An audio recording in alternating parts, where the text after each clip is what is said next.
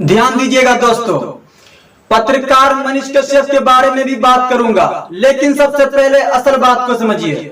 दोस्तों, आलोक मौर्य और ज्योति मौर्य की कहानी के बाद खान सर ने बताया कि उनकी अपनी कोचिंग से 93 पतियों ने अपनी पत्नियों को वापस बुला लिया।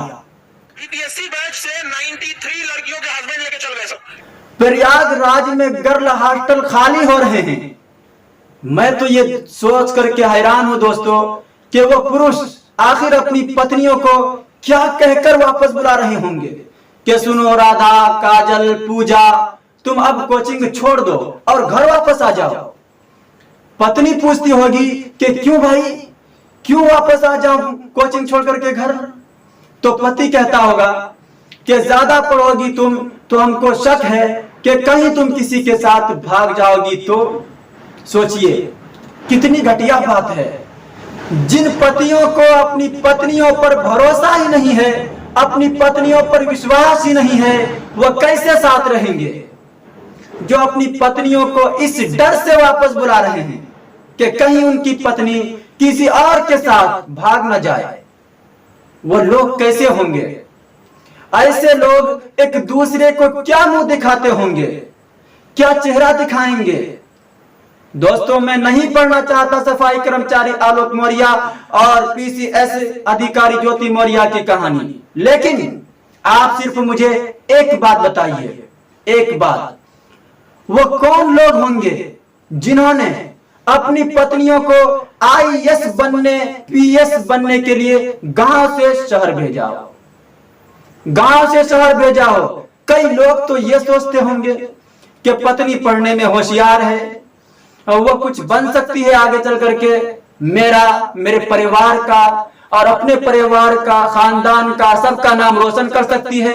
लेकिन कुछ ऐसे भी लोग होंगे जिन पतियों को ये लगता होगा कि वो पढ़ाई लिखाई करने में इतने होशियार नहीं है कि वो खुद आईएएस बन सकते हैं, तो वो अपनी पत्नियों को भेजते होंगे कि चलो भाई, मैं तो नहीं कर सका तो कोई बात नहीं है, मेरी बीवी ही कर ले।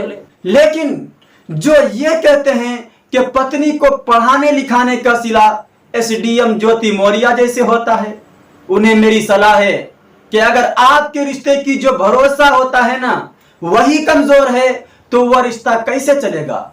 तो चाहे वह एसडीएम बन जाए, डीएम बन जाए, कुछ भी बन जाए, आज नहीं तो कल वो टूट ही जाएगा।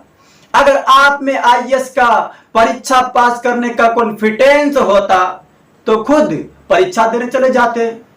दोनों अधिकारी होते। एक औरत की वजह से सारी औरतों का मजाक बना देना यह ठीक बात नहीं है। एक केस की वजह से सब अपनी अपनी पत्नियों के चरित्र पर शक करने लगे, यह गलत है। दोस्तों, यह सुनते हैं तो अफसोस होता है, तकलीफ होती है। ये क्या हो रहा है? क्या समय आ गया भाई?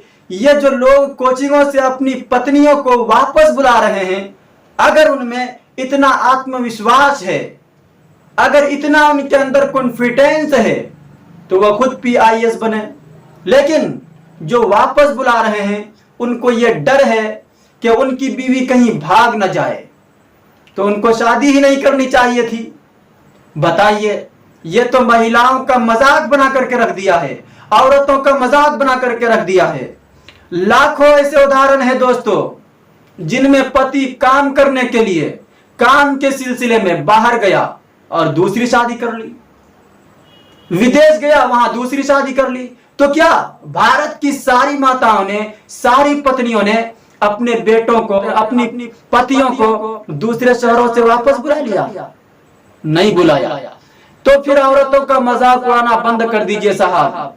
ज्योति मौर्य को लेकर सारी औरतों का मजाक बना करके रख देना, ये बंद कर दीजिए। नाज़रीन, ये एक खबर मुकम्मल हुई। अब आइए मनीष कश्यप के बारे में बात करते हैं।